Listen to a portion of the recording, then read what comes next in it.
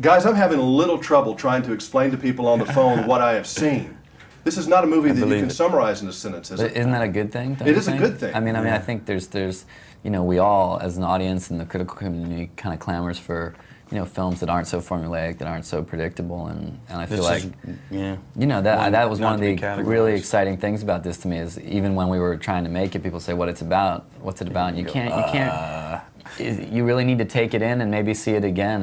But it's a problem for the marketing people when you see the commercials. Yes, it is. It just looks like, you know, you guys are fighting and I'm going to see Rocky again, and that's really not what this is. No, not that's at all. This much of the movie. I'm glad you said that. We hit on so many issues. Yeah, it's tough to put a label on it, because I have never seen anything quite like it.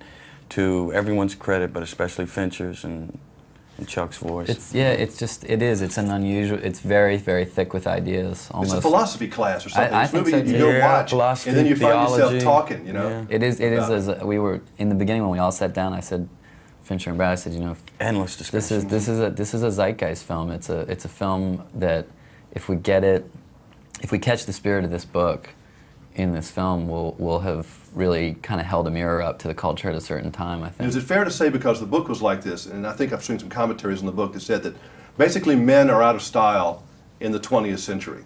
This century is more suitable for women.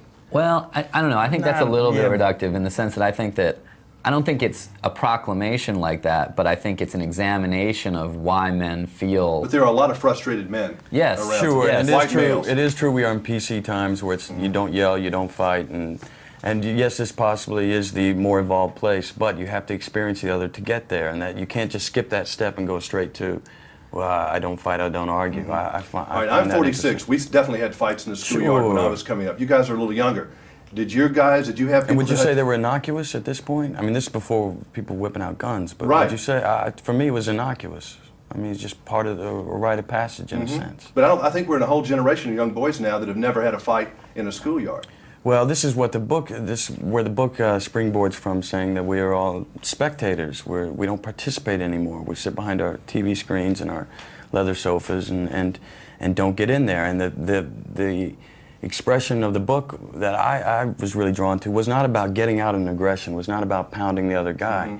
It was more about just getting in the machine and receiving. Is your character insane? Is that fair to ask, without giving anything away? Yes, I think that's fair to ask. I think it is a.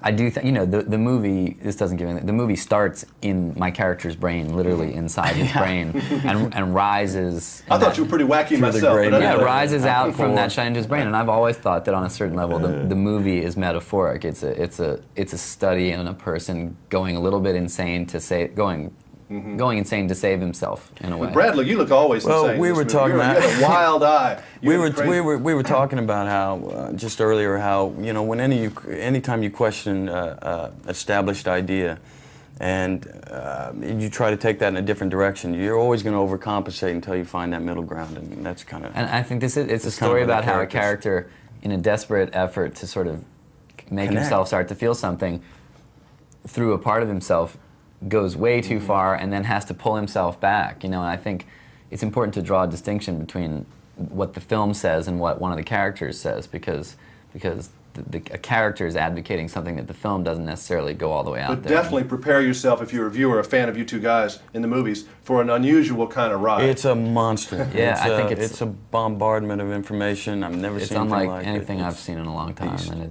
I think we all feel very happy about it as a very unique and challenging film. It was quite the trip. Excellent. Nice seeing you guys. Thank you a lot. All right. Good work. Thanks a lot.